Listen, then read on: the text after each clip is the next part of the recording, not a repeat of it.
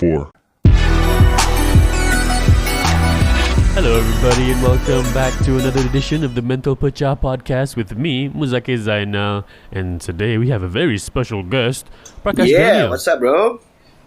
Hey, for the first time ever coming on the podcast. Thank you for having me. Were you okay? So just an introduction to the audience. Prakash Daniel, who we mentioned, I think, in one of the previous episodes. He is a local stand-up comedian. Right now, you're a stay-at-home stand-up comic, and you also have had sold-out shows in PJ Live Arts. Like about 400 people come in, sold-out shows in the Joe Factory. Not solo 400 shows. people lah, don't lah. Then no, I'll just say 400. They're not gonna check. Are you gonna check, listener? No, you're not. Okay. You just believe lah. You know what I mean? Just this guy can sell out, what? And then collectively you sold out a lot of people punya houses. You know, you sold out the Joy Factory, you sold out the PJLA. So it's good. It's good. What I'm trying to say is this guy is really funny and really one of my favorite acts to see on Terima stage. kasih. And one of my favorite buddies in the comedy scene as well. This is a bit of a throwback style to the season 2 of our doing the podcast, because usually I intro the episodes by going, this is the Malaysian comedy podcast about Malaysian comedy, and then I get nerdy about comedy. Yeah. I don't mind doing that again with you a little bit, but I also kind of want to go back to the style that I planned for, which is just me talking about stuff I have in my head. Turns out people still want to listen to that, even though it's rambling. But first, let's talk about Prakash. Here's the thing that I think you are uniquely your skill set that I admired, and I think only you have, as far as I know, in the local scene, is that next to Harith, I think you are, like, as a comedy MC, you're the top guy. Thanks, man. I don't know any other dudes. Like, there are dudes might be like funnier than you as MC, might be better crowd work than you MC, or more likable or whatever. But you are the Mario. Your stats are all great and all of them, and I 100% trust you when you're hosting anything. Mario, why Mario? Mario is the average guy. You know when you play Mario Tennis and then there's different stats? Mario always has all average, but they're all above average. What I mean? He's got like number 7 speed, 7 agility, defense, offense, all 7. He's not 8, 9, 10, but all he got 7, you know? Like Bowser will have like 9 offense, 9 attack, but then his defense 3. So it's like that.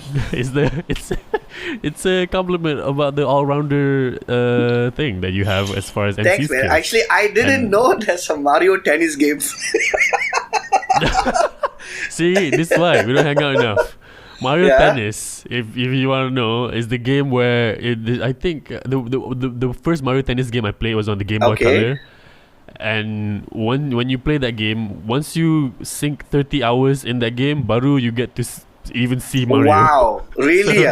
So the game is more like an RPG where you start off like, I don't know, I have to go into a tennis academy, and then you pick up tennis skills, and then you level up like your lob shots, your drop shots, your overhand, your slice. So you have to get the cartridge, and then you buy it with your own money, and then you have to go to the freaking tennis academy in order to see Mario. Then, oh gosh, it's too much of work. And then you don't even play as Mario. You fight him. Oh, you fight Mario, and in tennis, and then you lose a lot because he's supposed to be like the best. How is Mario playing tennis? He's supposed to be a plumber, right? Like, here's the thing. I know he's supposed to be a lot of things, but right now, as you know, Italy's been hit really hard by the crisis.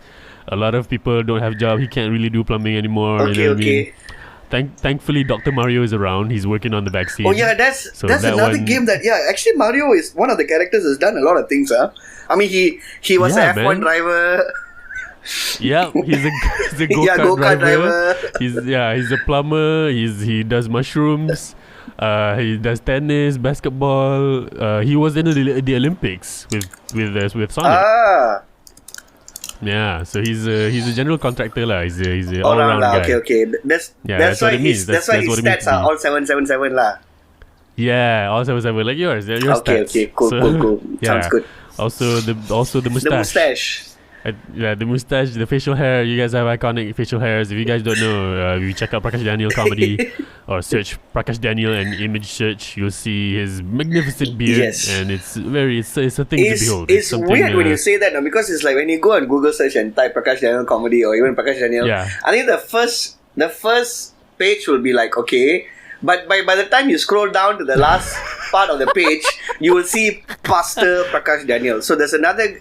Of course. It's so weird because like I actually lost my domain name to this guy because I had it for very long. Sad. And then I totally forgot to renew my domain name, and then all of a sudden That this guy happens. got my domain. So he's a pastor from India who, anyway, let him be lah. So Yeah, did you try to like get it back from him? Nah, Like, man. a couple times you message him. No, not not at all. And then the worst part is on Instagram. So I actually had Prakash Daniel on my Instagram account for my photography page, and then I was in the midst of changing it to Prakash Daniel photography and a Prakash Daniel comedy. What happened Yeah. was one day I was trying out Prakash Daniel photography, and then the next day I tried to change my name back. Someone actually took the name Prakash Daniel already. And it's like another. You gotta Yeah. squat on this accounts, man. You gotta so be it's like, quick. So That's some why. Indian boy from India, and he only has like 3 photos with his friends. I can't believe this Indian boy from India. Yeah, it's too much. It's my roots are attacking me back, man. I mean, yeah, that's why people change their names, right? Like showbiz wise, so that they can have a domain name. Yeah, I guess so. I mean, like, I don't know what else Yeah. to change lah. Already Prakash Daniel is very iconic already, so It is. It's not up to you to change your name now. yeah. I guess Well, it's a little I too know, late. it's okay. Yeah, but I mean, maybe it's not too late. I don't know. Who knows? Maybe you can like yeah. change your I persona. can just put lah, son of Gopala Krishnan, something like that, Right. PD Gopal. Yeah, Like PD Gopal. Prakash Daniel G or Yeah. something.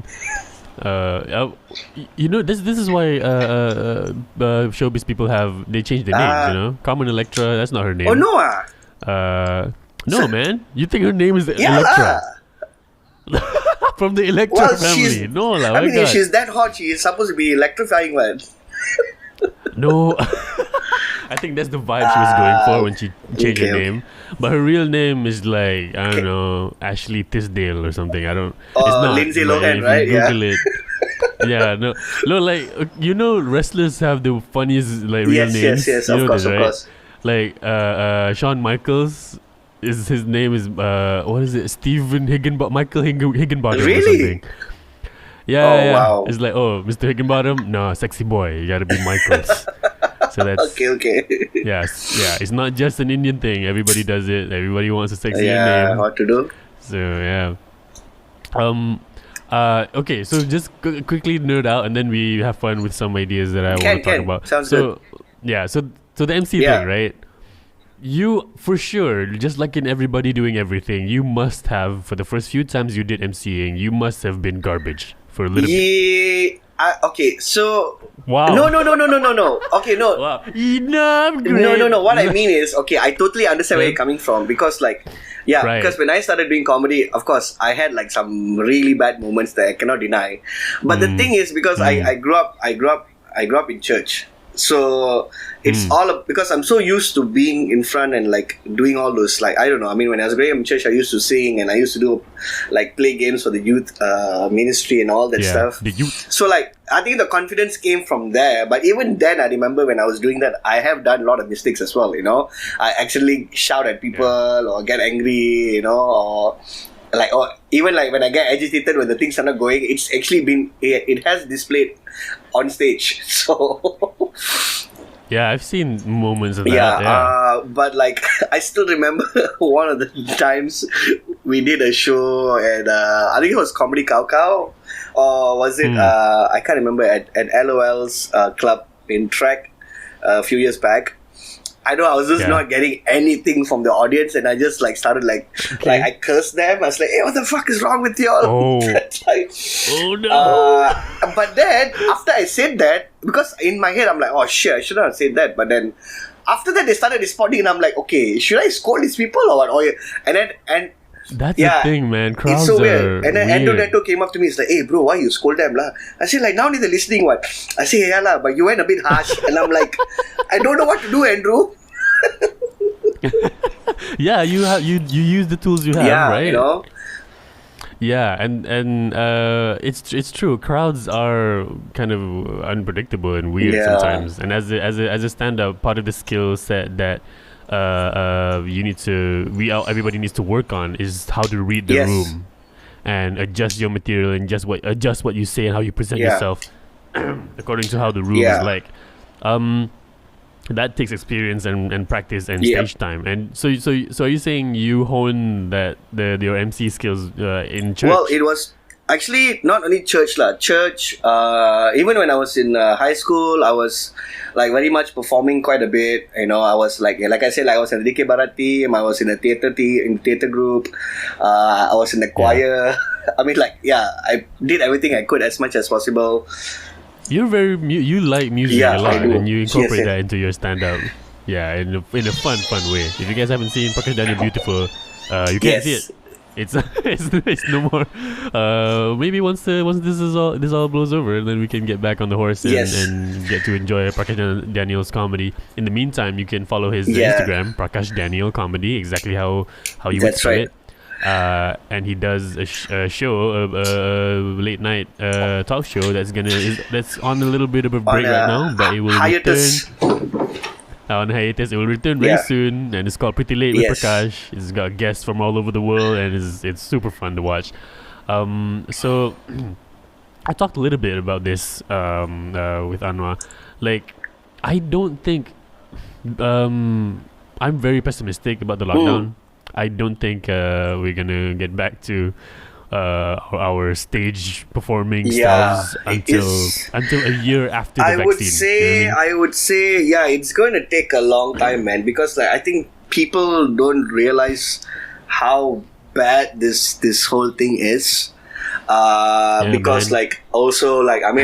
I don't mind sharing, because I know for a fact that I was constantly telling my parents to stay at home, because my dad was constantly going out and still meeting his friends and all that, and then your dad is he's gangster, until the point he just doesn't give a shit. He gangster to the level now he's in the hospital lah, so see kids, so there's a limit to your gangsterness.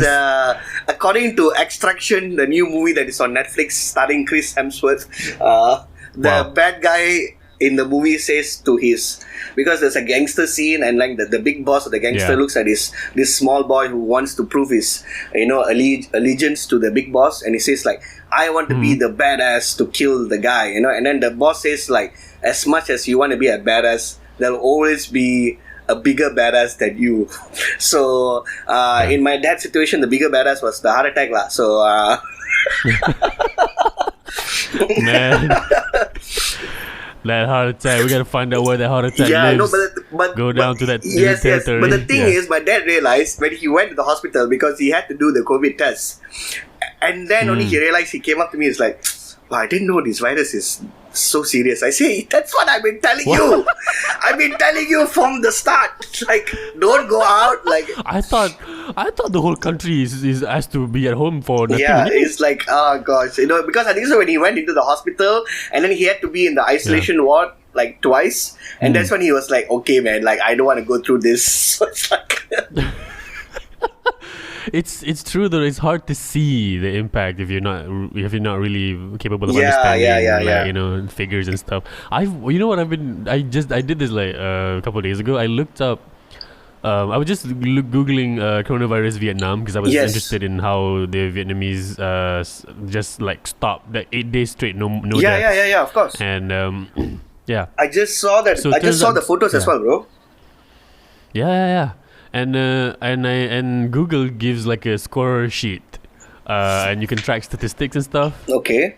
And and I'm looking at it who's in the lead now? Of course, US is in the lead with how many people dying, and I'm looking at the stats like some kind of sports analyst, and going through. Oh yes, Vietnam is on 0 deaths, and some other major countries. So it's US, Italy, and UK is in the top 5, and it's pretty crazy. It is. It is. So, I mean, like I have a photographer friend who's based in Vietnam, and he was telling like the moment this came to like when the lockdown happened, like everyone in the country just like, okay, we have to listen to this. Yeah, everybody. I talked about this in a previous episode where, because Vietnam is a communist country and it's a single party country, and the people really trust the government because the government defeated America. So everybody listens and everybody's like, okay, let's do this, and they all started back in January. Yeah, it's crazy. And also like if you see the photos of like all the people waiting in line, all that, it's like even the side street, like the side, like the hawker shops, they actually have like markers on the street. Yo, that's yeah, what's man. up. So it's like, I mean, like if they can do it, I'm like wondering why we are not able to do that thing, So it's like, no, it's because this is why. It's because we can't do things because some people are better than others in this country. Of course. Some people they lagi bagus lah kan. You the marhan you do whatever lah. But because we anak somebody we do whatever we want. I mean, if you are minister's daughter, then you can go anywhere you want to go. Then you can do whatever lah. You can you can go in parking lot, blow job each other, and it's gonna be fine. I don't know people are doing that during this thing because I've been like very sexually frustrated for the last 40 days. I don't mind going to a car park to Wow, you heard it here first. I'll put your address in the description. Everybody, you just go. Remember, it's what are your active hours? 8 a.m. until 8 p.m. only, right? Then you close shop. Yeah. Like last call at 7 p.m. Yeah, last call. Last call at 7 p.m. Just before Maghrib. So if you want to buka puasa with some brown, you know what to do. I want to talk about this as because we're in Ramadan still, and I kind of want to talk about cooking. Because just today I read this tweet. Somebody was talking about how he's saying that he sees cooking as something very stressful. Yeah. And so he tries to help out the partner so that he's trying to help out the partner, and then that's a fine sentiment to say. I think cooking is stressful. That's why I help my partner, and we often go out to eat. That's fine. But what worries me is like 2,000 retweets and 3,000 likes, and I'm like, do most people find cooking very hard? Just cook the easy things lah. Right, like why? What is the stress here? Like, just this guy while preparing escargots is in the house. I don't know. Saya ngidam escargot. You boleh tak nak makan dengan? And also it's Ramadan. Why y'all thinking about food so much? Just fucking chill out and just cook one time a day, leftovers for sahur, and then have a good dinner. And then the rest of the time just take hella naps. I think in general, like Asian food, the base ingredients are like so easy. You have what? Onion, garlic, chili. Onion, garlic, that's about ginger, it. Everything is everything evolves and revolves around it. It's like it's an evolution of that, or you just use that and you just tambah lah, whatever you want to tambah. And it's mostly like stir fries, which are like half an hour you're done. Even less than that. I mean, like.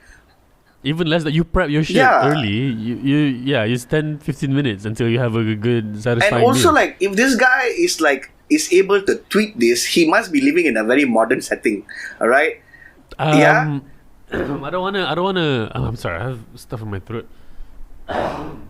Okay, because it's like if this guy is like living in like some area, is he part of like a Survivor series or what the fuck? Like he's like he doesn't have equipment, he doesn't have like proper, he has to make the tools on his own to prep the meal. Like what the hell is going on? I don't know maybe like I'm trying to be very kind to his interpretation of things. Like I'm trying to understand why people think cooking is hard, and I think it's because they view cooking as like a thing you do when you want to eat, instead of a skill you need to have to cultivate in your life. Okay, I get that. You know what I mean? There's a difference between that. Like when you start having a lifestyle that includes cooking, you should also be aware of what ingredients you have in your fridge at every day of the week.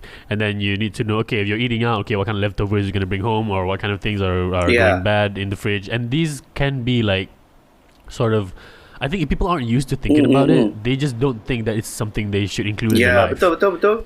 Which to me is very odd, because you should know what goes into your body. It's very basic, especially now during the lockdown where restaurants are closing everywhere, and you need to really learn how to like support your local community punya produce. You need to just figure out how to cook for yourself, and it's really not that hard, man. That's the thing, because I have one. I have a group of friends. Like one of them, she works for this group called Eat Shoots and Roots. So they actually teach people how to like grow your own vegetables and like your own herbs and all that in the house. It's so easy. They even sell like a starter pack. So if you open the box, there's like all these vegetable seeds in there. They even teach you how to how to take, because these are all very easy to grow vegetables in the house, you know. And as Asians, if you really look at, like, I remember like going to like even like Terengganu and like Kelantan, even at Langkawi, like most of the people that I hang out with, even like the tempat makan, it's like the vegetables are growing behind the restaurant, you know. It's like it comes from the ground, you know, and that's how easy it is, you know. So like depends, like maybe this guy is really stressed out, he doesn't know how to cook, you know, maybe that's why he's finding it hard. Because I did see a following tweet based on that particular tweet you just mentioned. It's like apa they say, like prep masa untuk prepare 1 to 2 jam, makan 30 minit, and I'm like that's the one I didn't want to share, because that makes him look stupid. And I'm like, dude, like what are you preparing, man? Seriously. No, but even if you take that prep, memang okay, in any cooking you also you're gonna take more time to cook than of course, eat, of course. It's true. But this is true for all endeavors of making anything. You take a year to make a movie, and you watch movie 2 hours only. Is that also it's true. crazy? No, if you see, if this because this is based, okay, if this module is based for basic cooking, we can't even have MasterChef shows, you know.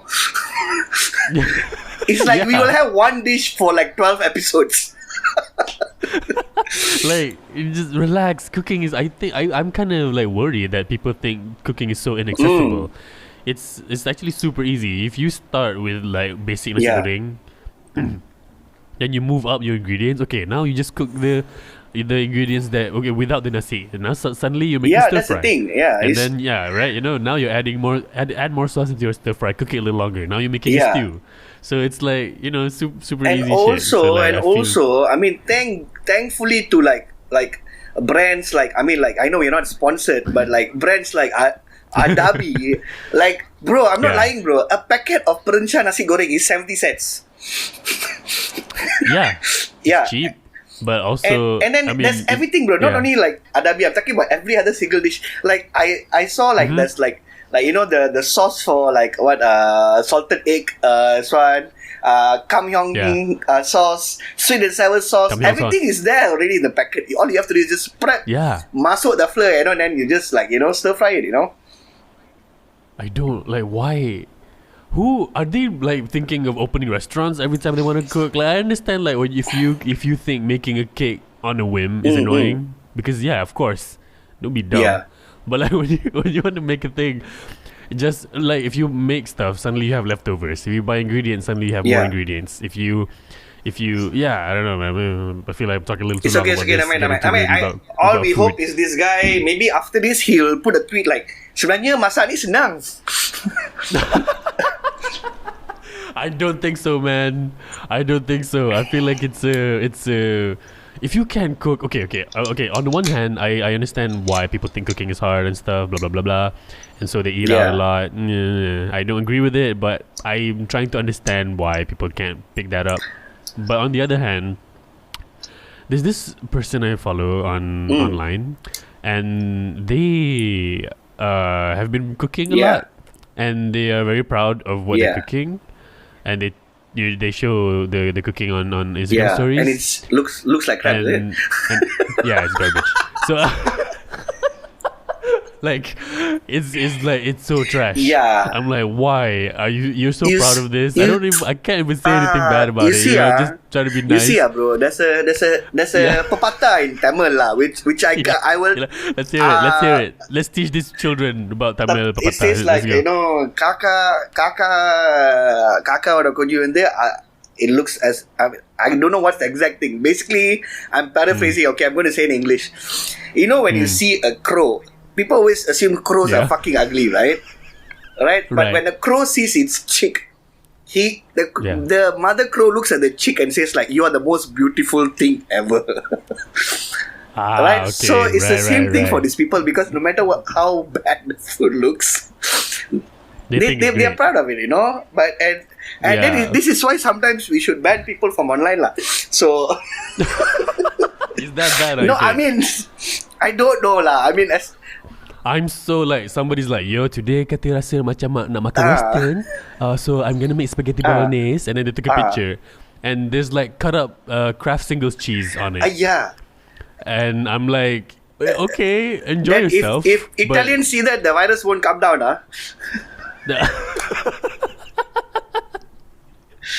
I'm like, I don't know lah. It's hard, man, for me to like support these people. I gotta. Thankfully, they don't ask me. Hey, blah blah blah. You wanna? No, man. Listen, I'm more power to you. If you wanna make. I'm looking at the thing. Oh, you're making roti canai. You're like, oh, this is homemade pizza. Oh, wow, that's a problem. I know, because it's like, you know, I mean, recently I've been like, you know, since I moved out, I've been cooking at home and all that, and like, the times I've cooked, and the outcome is shit. I don't even dare to post a photo. Like, whatever you see is like, oh, okay, this is my best work. Okay, I'm going to put it out there. Right. Like, I would never. I've made so many garbage like cookies and like bad fry ups and everything. And I don't post any of them, and I only post the even when I post a good one, I'm like, you know, just like, okay, I'll take a better angle, get natural light. It's like for me, it's like, okay lah, good thing because I have some photography background, so I can like, manage to make it look good. But like, I remember, bro, like I messed up. I was craving for tempeh, right? Okay. I don't know how I messed up tempeh, bro. I fried it wrongly, and I don't know, man. It just what did you do? Became crumbles. It just became like crumbs. It was not intact. But you cut it up. You sliced it nice. I did. I don't know what. Maybe I didn't fry it properly. I should have fried it a bit long, because you know you have to fry it properly until it becomes really crunchy. Yeah, the oil must not be too high. Yeah lah. So yeah. But it's okay lah. I'm now. The moment my dad, is out of the hospital and all that, then I am still determined to like tackle the tempeh. I need to make amends with myself. I need to find a way to like, okay, I have to, bro. This tempeh is like, because the other day I actually ordered, I was really hungry. I wanted to finally like, okay, I'll order something. Then the nasi lemak antara bangsa is on GrabFood, right? And they had ayam goreng and tempeh goreng, bro. I'm like, okay, went for it. And I went, and then when the thing came, bro, they had 2 big blocks of fried tempeh, bro. It was amazing lah. you know how when they fry tempeh, right? There's 2 types of frying of tempeh. You know, one is like they fry, it's like okay, just it's intact, and then sometimes they fry it with a bit of that the tepung is like overflowing, and then they have the crust of the tepung on the side. That's when the tempeh is wearing a jacket. Yes, when the tempeh is wearing a jacket. They wear the jacket and you're like, yeah, baby, show me what you got under there. Ooh, it's so good. Actually, one of my favorite chefs that I follow online is this girl called Sarah Huang Benjamin from Singapore. Like she's like one of my favorite like chefs, and like so the other day she made like nasi goreng Indonesia tempeh with like chili padi. I was like, man, looks so fucking good, bro. Yeah. Yes. I'm glad that you still managed to get your tempeh and chicken. Well, I have this weird anxiety of, I'm very adverse to ordering stuff online right now, because I worry about the people who have to yes you know. I just, it's because they touch everything. And but no, I'm not just worried about me lah. I'm worried about like them. The guy that so far every time when I mean like touch wood lah. the people, the delivery guys who's been to my house, like they have been always like very well, like they're wearing gloves, they got masks. But there was one guy brought it to the next level, bro. He came to my house he was driving, he was in a car. Chinese guy, he came to pick it up, and then like he looked like a guy working in the hospital, with everything. With like the hairnets and the whole full PPE, is it? With no jumpsuit but he had a jacket on. Is he like he's dressed up like he's in Breaking Bad? He's trying to make meth. A bit like that. And the best part is, bro, he has like 3 to 4 different like bags, like food, like so to keep the bags in the car, and then he takes the bag and then he holds the bag so that I can reach out and take the food, so nothing is touching his hand. So that was pretty cool as well. So that's I would rather like deliver. I'm gonna wait until we can get delivery from drones. Oh yes, because then we'll be perfect. I don't have to touch anybody, look at anyone's face, see their eyes. But knowing Malaysians, they will steal the drone and then they sell it for spare parts. I mean, money is money, I know, man. So people. You think that's gonna happen? Somebody just orders. If you order something by drone, you also get a free drone. Yeah, I think most people be like, "Hey, the flick I'm like my okay, take lah." It's the same people who like take the kettle home from the hotel. Gosh, those are the worst, man. It's like what to do? I like the people who like wearing like full hazmat suits and stuff just to go out and like do shopping, groceries and regular things. Like because of that, I don't want other people to go through that for me, because what I buy is never anything essential. It's just I just want some groceries. That's all it is. The only thing that I'm like annoyed that I can't get, and it's very dumb. I acknowledge this is very dumb. Like, I can't get lengkuas. Actually, lengkuas is pretty hard to get, man. Like on a normal shop, you have to go to the pasar where the makcik is selling. I have to, and then go to pasar? How now? There's no pasars anymore, so I have to go to a place a little farther out from my usual areas and like. Just to have a lengkuas delivered actually to me. like my area, not only here, even my family house punya area, it's pretty much like there's like some local stores that sell pretty good stuff. Like even in Taman Tun, like bro, it's like the options are like for grocery stores are pretty good. They have you're in a really good spot. Yeah, so there's like one shop only sells all frozen stuff, and then there's one shop sells. There's like at least 3 grocery stores. One is like the vegetables are pretty mid-range, and then there's one shop which is like same row with Jasima down the road. It's like a bit more premium vegetables and like really fresh ingredients. And then there's one shop behind Crack House, the other end where Cool Cats is. It's an Indian grocery shop. So like you want all your Indian spices and all that, you go there. You want your asafoetida. Yes, your cumin, black cumin, white cumin, cardamom. Yeah, the black cardamom. Everything is there lah. Yeah. If the spice is black, it's better, is it? It's like, is that black American Express card, like black salt, black cardamom, black pepper? I don't know lah. Indian people, they like it a bit more fairer, They don't like black. No, but the spices when they're black, they're better. I'm not sure. Black star anise. I feel like if you just black garlic, you had black garlic is good, bro. Right. See, you also know. So all the I think if you just take a spice and you make it black, suddenly it sounds awesome. It's like black chili. It's like these are spices that become rap artists and have a SoundCloud account. Little cinnamon. Little cinnamon, young cardamom. Young Cardi B, cardamom. Cardamom, Cardi B. Okay. But you put if I tell you this burger sauce has black ginger in it, you'd be like, oh, this is. But if you if the spice is white, suddenly it's like, nah, I'm I think good. so. When the moment you hear anything white, it becomes bland. I think so. Yeah, white cardamom is like, I'm not sure about that. White pepper is like whatever. White salt, it's just salt. Yeah, that's why the pink salt is better than the white salt. Yeah. But also there's the Himalayan pink salt because it's pink lah. What? I don't understand why the Himalayan salt is pink in color. I just don't get it.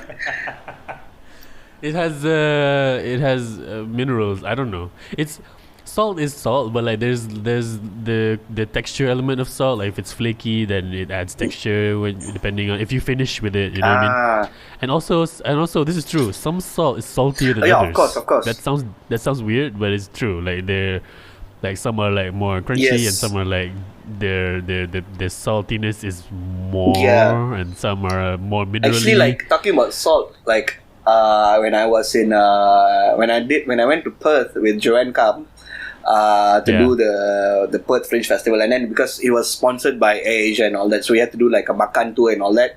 So one of the places that we went to is like they have a brewery there, and then like they make their own. I mean, the food is there is amazing because all the meat is like free range meat, and like and the salad. Free range meat means Free what? range meat. The meat is just hanging out by the. Means It's free lah. lah, yeah. Means No no need to need to pay. pay That's lah. just there you go and take. It's like there's like a beef tree, chicken tree. You just go pluck. Yeah, that's why I never. That's why they cannot free. No, but free range. Okay, let's talk about free range. Free range means like the animals are not in pens, right? No. They're just hanging out outside. They are eating what there's nothing is fed to them. They are eating what they want to eat. They're not stressed out. They're not in the like if the in the city the animals are stressed out because they got the rent is Yes, high. yes, they have yes. to do work double Yeah. jobs. You have to have a lot of housemates. Yes, it's very hard. But in the But this guy, like this particular place, not only they make their own beer, but like the food is good. But the salad that they had is amazing salad, like with the salad. yeah, no. What I mean is like the starter. You're about to sell me on a No, salad. but listen lah, you were talking about salt, ma. We're talking about salt. Yeah, okay. Let's So- hear it. Yeah. I'm So what waiting. happened was they said like the particular salt that they use for that restaurant, it comes from okay, like okay. one of the parts of the near in Perth where the ocean is, where there's a small factory that does like artisanal salts, and like Artisanal yeah, salt. man, Oh it's so Australia like it's proper hipster bullshit, right? But it was Artisanal salt. really good because like it was flaky, it was bigger, and it's like, and then they crunch it like they put it right in front of you, and I was like, wow, this is like crazy good, man. Yeah. What is it like a block of salt and they carve it like a guy with a handlebar mustache when it comes in and Surprisingly, by like hand? no, like he didn't carve it. They just cracked it like with the thing. Oh, so it is a block. It's It's like a a block, block. and then they crack it Yeah, in and front then they of like crack. The thing. They with what? like What a kind of tool they use? normal salt and pepper shaker, but like they have a bigger one so that they can put. Oh, like a cracker. Yes, like, yes, okay. and So like a grinder, like like a a salt salt grinder. grinder. Yeah, it was really cool, man. So yeah. I don't know, man. Once you get to artisanal salts, I feel like we're on the other edge of weird now. With Well, salt. it was good lah. It was free lah. That's why. So I'm sure it was good. But I'm thinking about the person who's making artisanal Yeah. salt and be like, you can eat regular salt, right? No, man, I'm an artist. can you imagine? Can you imagine if that is what he wanted to do when he grows up? Like his father is a salt maker. Yeah. He's like, you have to continue my legacy. Then the son is like, no, dad. There's no room for normal salt. No doubt. No doubt. Your old-fashioned salt business is for Yes. old people. I'm here making things by Yes. hand. And the dad's like, no, son, the salt factory Yes. needs you. And then he's like, nah, he's done with, I'm done with logistics. And he goes out to the Yeah. sea and like, he does a bunch of drugs. And then he's like, oh, I can understand salt better now. And he licks Yeah. himself and he's like, the true saltiness is from And within. then he's like adding like And then- avocado mixtures to the salt, and like soy milk and shit like that. So yeah. Yeah, he dates somebody who does slam poetry. Yeah. And then Handlebar they're like- mustache and IPA beers. That's what they do. Yeah. Yeah. Say like the it's from the salt is collected from tears of The wolves. of somebody who when you no yeah you make a wolf cry. You know how you make a wolf cry? Wolves are Yeah. badass. If you can make a wolf cry, man, those tears have extra salinity Yes. in it. There's like extra Yes. anguish, prehistoric canine levels of minerality. You can when you eat it, you become like part wolf. You're the part of your brain that remembers that mammals used to hang Yes. out in the same family tree. Like, oh, I'm connected now. The artisanal salt. Free range animals, man. I'm okay with the idea of free range animals. I encourage it. I hope that's good, but yeah, it's true lah. It's hard to be animals here It's in the susah, bandar, bro. Susah because it's susah hard. lah. It's very hard. But I understand why they want to do it, because they want a better life for the family. Yes, yes. Like you see pictures of these chickens all in a row. They're all doing the same thing. They're all living cramped up with each other. But you don't know. They send the eggs back to the family, and at least got something lah. You know what I mean? It's like the chickens are living like our how the PPR flats. People living. Yeah, it's man. Crazy, man. Yeah. And it's they're shitting all over each other, and they're doing drugs, the hormones. Once you get into drugs, you start feeling big, you start getting enhancements, and it's gonna go downward, bro, after this. Yeah, but this why if you free range is is better, but sometimes you feel like, are you ruining a chicken's life? Because free range means they're in the kampung and they're like, the family dia pun macam biasa je kan. Like the father is just the only chicken in the village, and they have a lot of hobbies. They pergi mancing cacing. Yeah, pergi mancing. Mancing cacing. They're just eating chim. Yeah, mancing cacing, pergi cacing. Pergi cacing.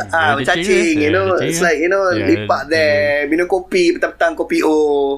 Yeah, petang-petang minum kopi, and then suddenly we want ayam kampung, and then we get them, and then it's but this is, you can taste the hardship. Yes. There's more flavor. And the kampung chickens are like way leaner, bro.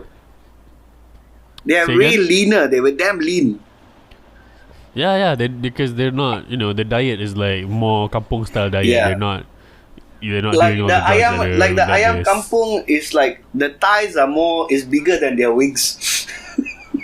Yeah, because they need to walk around and they need to like do stuff. And by the way, your thighs are supposed to be larger than the wings. If your wings are larger than the something's thighs, wrong somewhere. Then you're not a chicken. You're like some kind of bird. I mean, like, if you look at the chicken wings that is in the supermarkets. Is it really big? I don't buy. Okay, I don't really want to get too deep into this topic, but I haven't bought meat in a long time. I'm trying to phase out meat. I don't buy like chicken wings as well, because it's very hard to prepare for me. But like usually I buy chicken breast. Oh right. Yeah. It's what I mean is I'm plant based for quite a while, quietly plant and chicken based. Okay, cool. Yeah, same, man. I haven't chicken based, like plant and fish. I haven't eaten like beef in a while, man. So yeah. Beef is I think beef is the one that is like causing most of the climate change methane gas, right? If we stop eating beef, it's that's the thing, because it's like they're spending a lot of like the because in a normal situation a cow is supposed to live for 20 years, bro. Okay, in a normal situation means what? What is a normal situation means like I think like. Okay, I can't believe we're actually talking about food and like cattle now for so long. Let's talk about it. No, because like it's real life, they were saying that like most cows that like back in the day, like when they just used the cow not for the meat, that means they only use it for the milk and stuff like that. And even if the cow actually has a calf and all that, they just use it to get like milk. That's about it. And most cows live up to like 15 to 20 years without slaughtering them. Right. And these cows are damn healthy and they live damn long. So as compared to how many years does a cow live if you apparently like a normal what do you call that, like mass produced meat. I mean, like how they produce cow in the city, like it's less than 2 years, bro. Like 2-3 years, like because I have a friend also, like he actually like invested in this, like because I saw him on his Instagram. He balik kampung to Kuala Pilah to slaughter the cow, and he bought the cows like 3 years ago. So he's like, he always go back to Kuala Pilah to jaga and all that. And now it's like, okay, then he's like and he drives a truck, like a Hilux, and he's like, and then he's like, okay. Then first photo is like, okay. Then the next photo is just like, just the carcass of the cow, and I'm like, wow, okay. And then the next day is like, okay, time for shopping for new cows, and I'm like, whoa, bro. I mean, what do you expect him to do? Like take pictures of the cow at Legoland? No lah, I'm just saying lah. I mean that's the difference lah. But I'm saying like, I mean like if you want, if you watch the Okja, you know what I'm talking about, right? So yeah.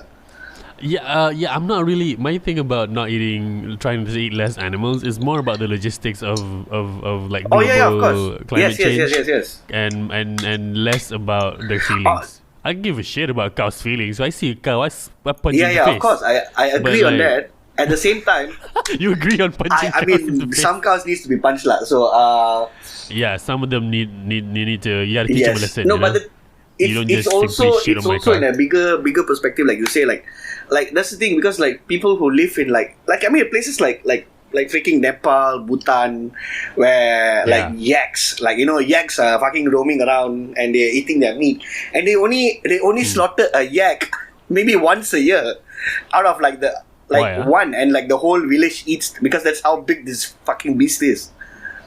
Right. I understand that, like as in how they do it, their lifestyle there. But here, the beef consumption. The real issue about beef consumption, meat consumption is just too delicious. Oh yeah, of course. There's just no way around that. It's like I'm eating, and I'm gonna eat a burger. I still eat a burger. If somebody buys me a burger, I'm not gonna say no. I'm eating it, I'm like, man, beef, huh? God damn it! Why is it so tasty? It's so good, bro.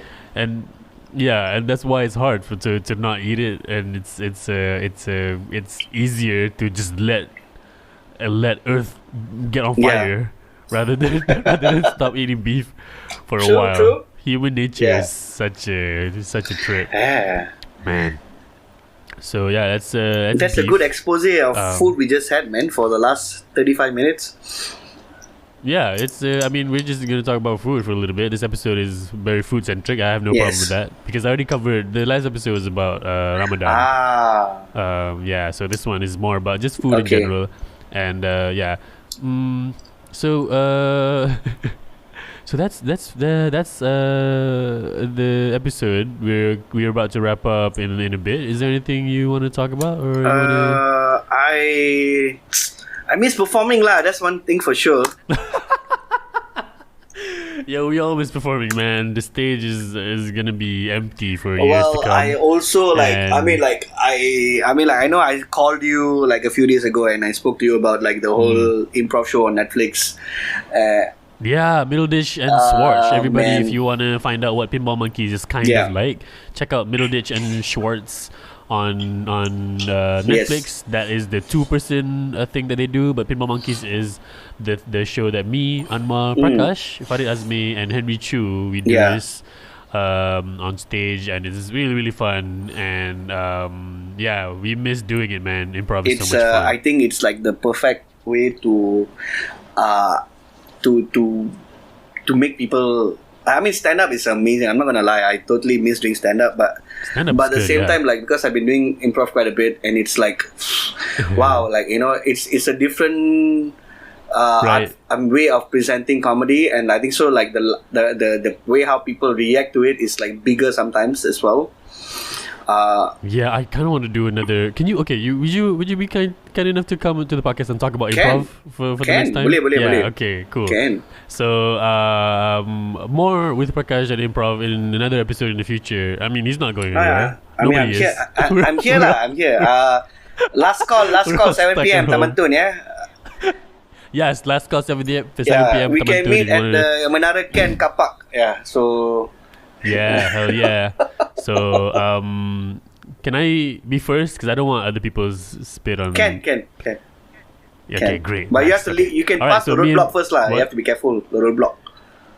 Yeah, I know some people who know some people. It's gonna be okay. If I tell them what I'm gonna do, they'll be like, oh, budak tu aku mengenal. Aku kenal. Itu aku kenal. Budak juga ni. Budak India. Wow, bro. Ramadan, bro. Yelah, Ramadan lah. That's why I wanna as possible do before sahur or like after buka lah. Just booking awal. Okay, understand. Okay, alright, everybody. Thank you for listening. I'm gonna go do the booking with Prakash in a little bit. We got some busy stuff to do. He needs to take a shower, and I'm gonna need to do some yoga and stretch my mouth. So while we're doing this, thank you everybody for listening. This has been the Mentol Pecah podcast. Follow Prakash Daniel at Prakash Daniel, Daniel. Prakash Daniel Comedy on Instagram. And that has been today's episode of the Mentol Pecah podcast. Thank you for listening, and love each other.